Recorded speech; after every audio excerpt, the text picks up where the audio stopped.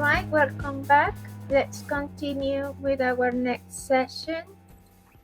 And welcome to the stage to Ms. Rose Kleshen, Director of Academic Standard and Measurement at Pearson. Welcome. Okay, thank you. Let's see whether my...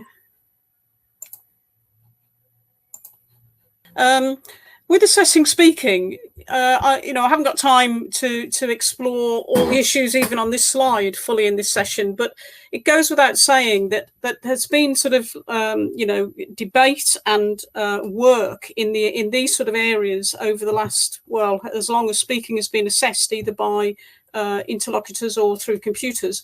The notion of direct or indirect speaking assessment obviously has been an issue when we've thought about assessment outside of a sort of a formal interview, as shown in one of the diagrams there. The authenticity of speaking assessment is always problematic, really, in terms of how do you replicate how people speak in realistic contexts and without the stress, obviously, that assessment situation puts people in. The quality, and I'm not just talking about the quality of assessment here, I'm talking about sometimes just the quality of the audio files. If you could just go back a little bit there, just go back to that's it, just for a second. Obviously, fairness issues, as Trevor mentioned in the last session, are paramount, really. The notion of construct irrelevance and relevance, which I'll come back to, is, again, crucial in speaking. Malpractice, or the way people actually prepare for speaking assessments, whether they're paper-based or on screen, has been a sort of an area of interest for all researchers, all assessment researchers over the last sort of 20 to 30 years. The cost of speaking assessment becomes sometimes problematic.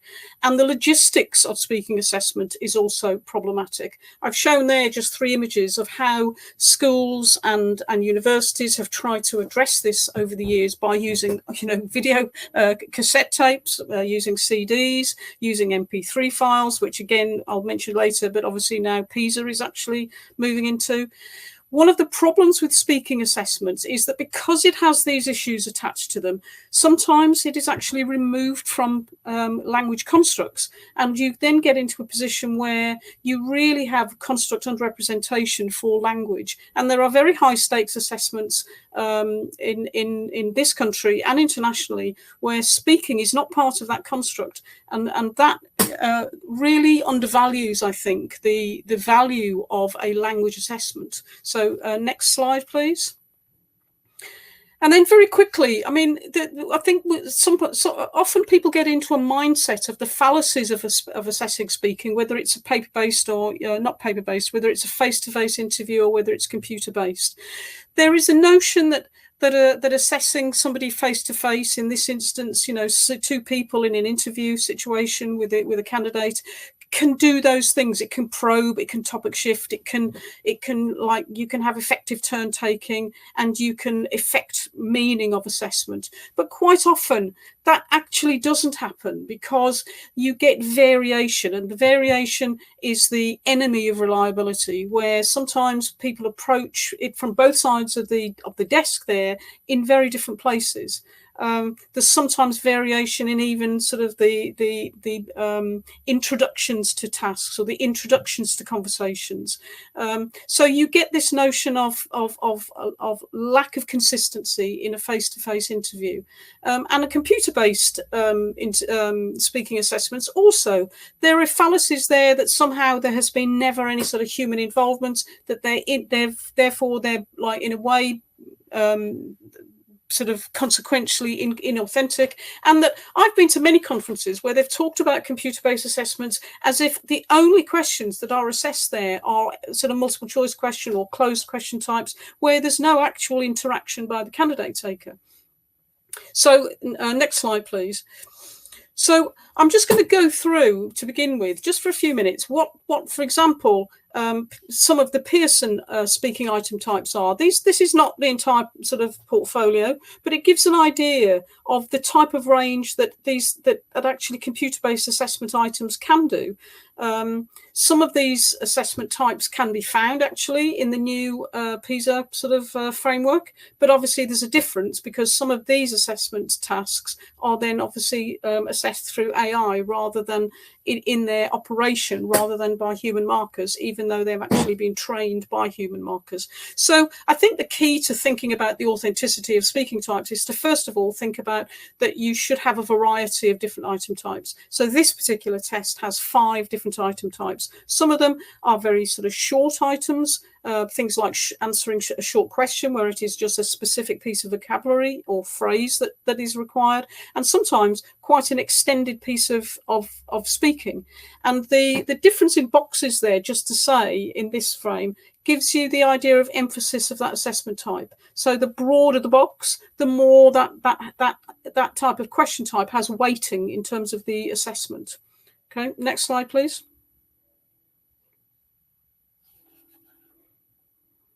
Okay, so again, very quickly, those 5 item types that I showed you, the read aloud in this context, depending on the context of the assessment, so the text that has to be read will obviously be leveled to the appropriateness of the level of the assessment. So in this case, because it's an academic entry test, the text is quite sort of demanding, and so the candidate has to read that text. They're given a period of time to just have a read through, and then they are taped, they're recorded in terms of their reading of a passage.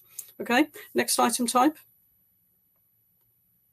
In a repeat sentence, in this regard again, they hear a sentence and then they have to repeat what they hear.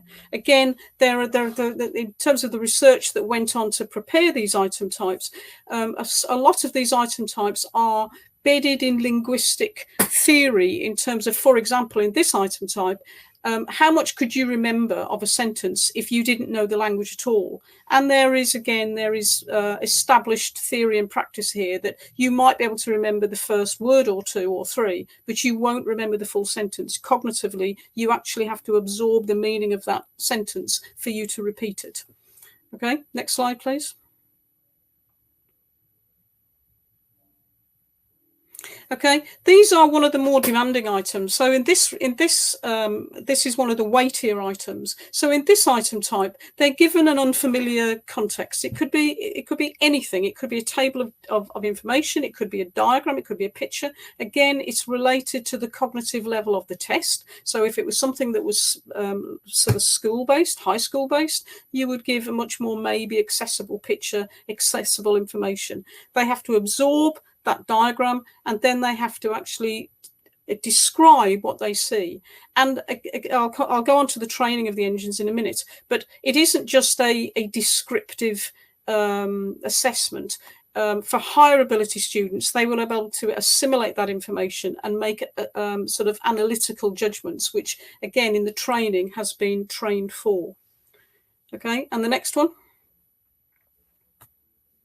Retail lecture, again, this was bedded in the context of an authentic situation where people were maybe in a lecture hall or in a classroom and they were listening to information given to them. And in this context, they listen to a lecture. It's about maybe a few minutes long, and then they have to come up with a summary of what they've heard. So they have to assimilate what they're hearing. So this is an integrated skill. So it's listening and speaking. So they have to listen to a short lecture piece, which again has been taken from, they're not sort of contrived, they're actually taken from real lectures, and then they have to give a summary of what they've heard.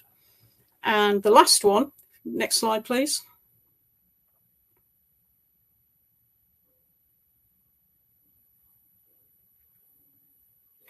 Okay, next slide, please. And in this last one, in this case, they hear a question, and it might be just a very straightforward vocabulary question about maybe, well, if you were going to get if you wanted to read a book, where would you go to borrow a book? So it gives it's only short. It's again, it has fairly small weighting, but it gives information about vocabulary, the range of vocabulary. So next slide, please.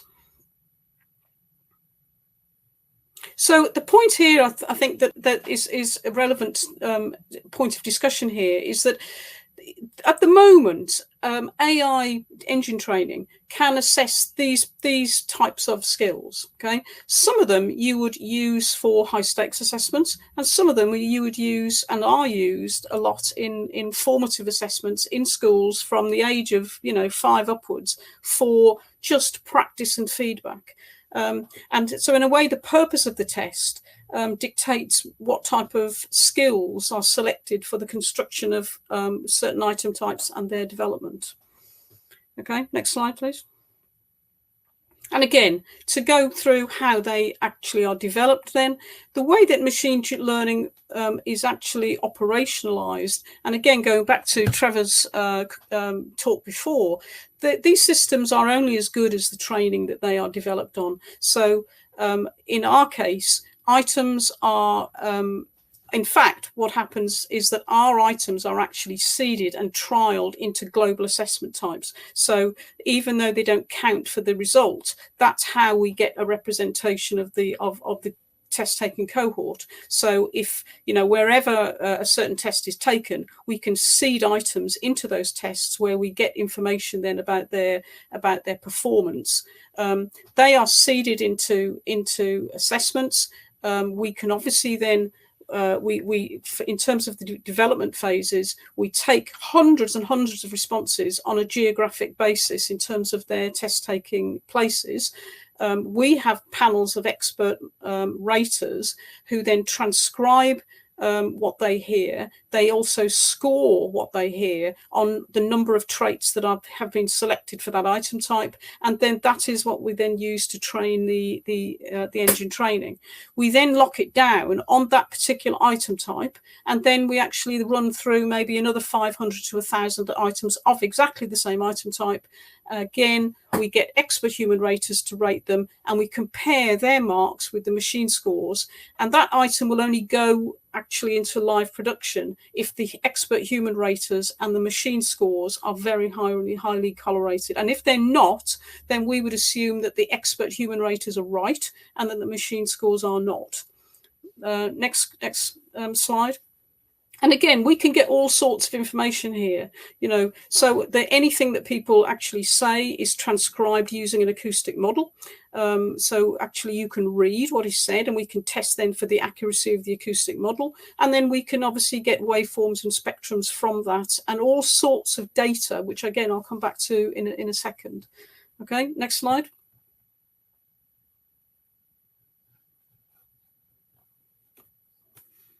Next slide, please. Okay, and so while this slide is right, that we compare any speaking profile against a native speaker, this is not a race. This is not a competition to be a native speaker. So that the whole point about the systems is that they have a range of expression types, a range of accent types, and there are particular traits that we maybe emphasize, again, given the purpose of the assessment, whether it's pronunciation or fluency or vocabulary, whatever it is. But the whole point is that then you must have a range of item types so that people then find their place in terms of their pronunciation and their fluency compared to a broad range of speaking types. Okay, next slide, please. And again, going back to something that came up before, the whole point is that what we're looking for here is intelligibility. What we're not looking for is a perfect, sort of received English accent. That defeats the object of the exercise here. Again, given the uses and the purposes of global English, people want to be able to understand what is said, but what is not required is that you speak in any particular accent or accent type. Having said that, I mean, it depends. I suppose in some ways the answer to what these sort of questions is, well, what is the purpose of the assessment? If you're developing a test, if you're developing assessment for high school US students, then you would want to be representative of the accent types in general in the US. If you are producing global assessments, then you must make sure that your assessments are representative of the test taken cohort on a global basis. So again, it's about fitness for purpose. Next slide, please. And again, one of the measures, there are other measures in there as well, but one of the measures is the notion then of what is the reliability, what is the concordance between what human raters score items with and what the machine scores are. And again, bearing in mind that what humans find very difficult to do, and I have been a human rater over the years, one of the things that humans find very difficult is when you're having to assess multiple traits at the same time. And then you can get this sort of drift of a transfer of judgment where you maybe think that they're very good at one of the traits and somehow it influences your judgment on another trait. Well, obviously with machine engine training, those can be completely independently assessed and scored and also given quite rich feedback, whether it's for a formative or a summative sense. Next slide, please.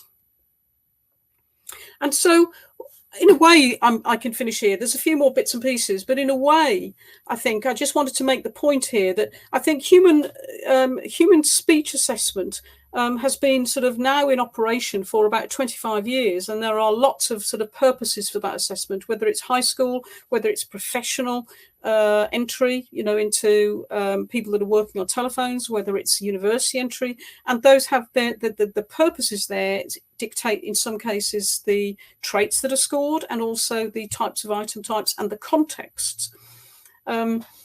Where do we need to go next? And I think these are some of the areas that we in Pearson, for example, are looking at. It's obvious, really, that people can look at computer-based speaking and say, but what you don't get there is the interaction between an interlocutor and a test taker. And so those are areas that we actually are moving and are researching into now. And I will report on this work over the next couple of years. So are there different sort of speech traits that can be picked up? I'm absolutely sure that that is the case. Do we need to make our speech assessment more interactional and collaborative and situational and conversational? Yes, we do. How do we do that? Well, for a start, I think we need to think about the use of avatars or VR.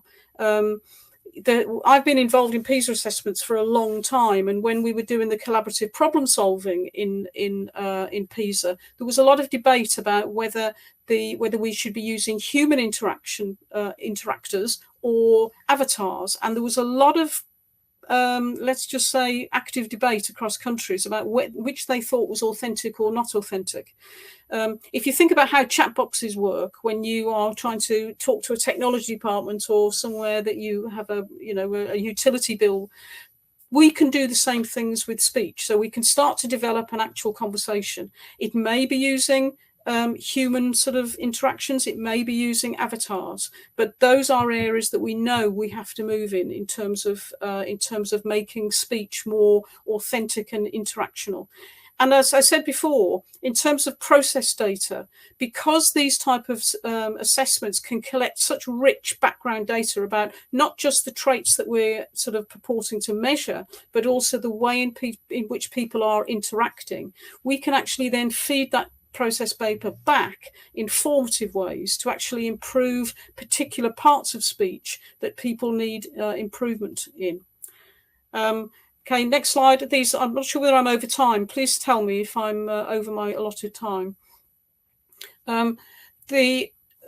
We can use and we need to utilize technology for all sorts of purposes, as I've described. I have been involved with formative and summative assessments throughout my whole career, and both of those places have significant areas where automated assessments can ease the burden of teachers, really, and help to increase the reliability, and as we move forward, increase the authenticity of what we assess.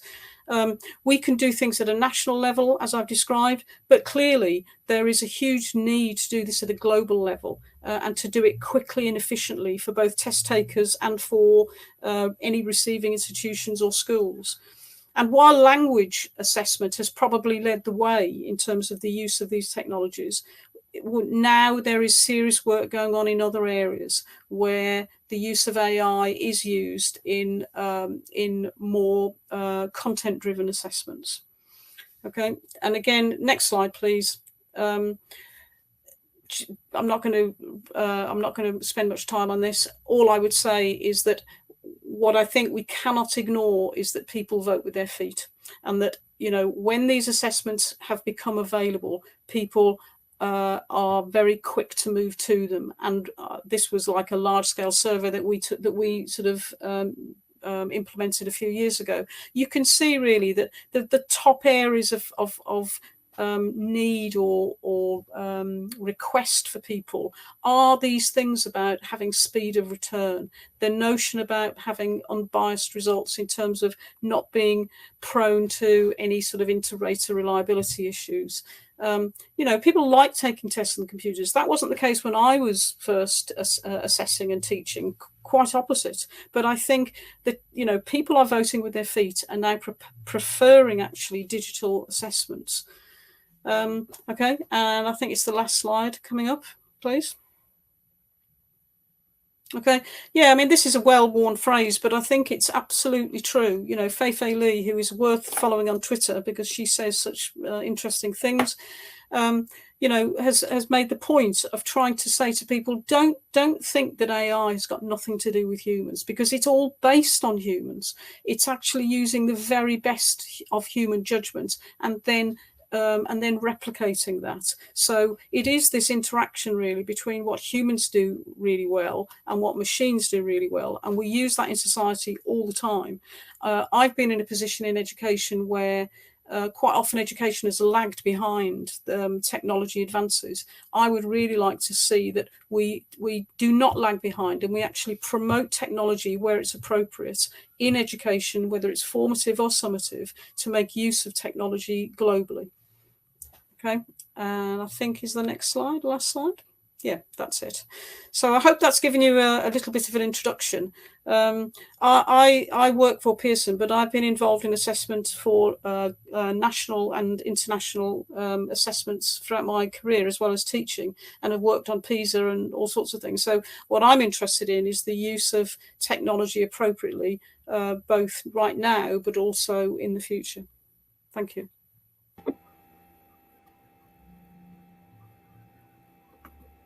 Thank you, Rose. Unfortunately, we don't have time for questions. Please leave your questions here on the chat so they can record their answers and share in the videos that will be posted after the event. You can also connect with the speakers in the People tab and ask your questions directly. Thank you, Rose, for such wonderful presentation. It was very nice to listen to you. I got there in the end. Right.